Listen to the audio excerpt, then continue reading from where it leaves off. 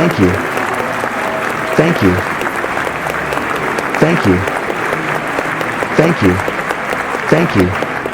At today's press conference, I am announcing that when I get re-elected in 2024 as President of the United States of America, that I will be banning the word pride from our vocabulary because it is such a nasty and disgusting word. According to its dictionary definition and scriptural description, it is a word that describes losers, liars, and lunatics. In its original sense, pride was hardly something to be proud of, as it carried the meaning of inordinate self-esteem and an unreasonable conceit of superiority. In early use, pride was also often found in capitalized form, referring to one of the 7 deadly sins. Hubris was the ancient Greek word meaning pride or arrogance, used particularly to mean the kind of excessive pride or conceit that often brings about someone's downfall. Pride gets its root from proud, which has mainly a negative meaning. It is defined as haughtiness, boastfulness, self-worship, self-centeredness, egotism, narcissism, arrogance, vanity, insolence, conceit, pretentiousness, contemptuousness. The scriptures denounces pride in Proverbs chapter 11 verse 12, which says, "When pride comes, then comes disgrace."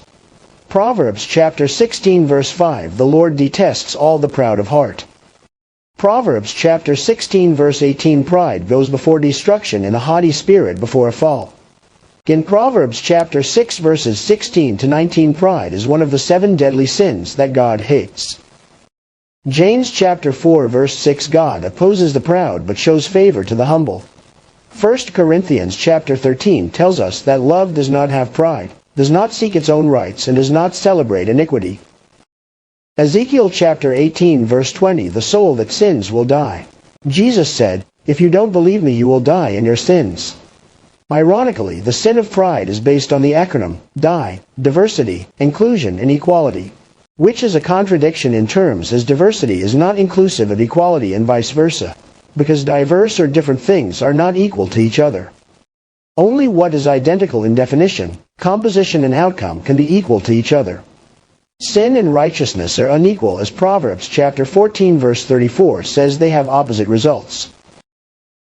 The worst connection to pride is based on Satan's fall from heaven when he tried to self-identify as God in Isaiah chapter 14 verses 12 to 15.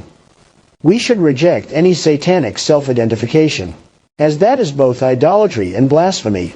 It is foolish to use the word pride for any type of celebration, as the word has a mixed meaning with some very bad and evil connotations. Pride in the Bible is connected with deception, evil, and turning away from God. We should replace the word pride with the word praise. Good people are filled with praise, not pride. Let's make America praise again. Thank you. Thank you.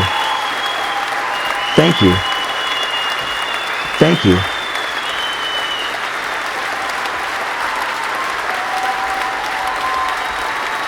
You are a fantastic audience.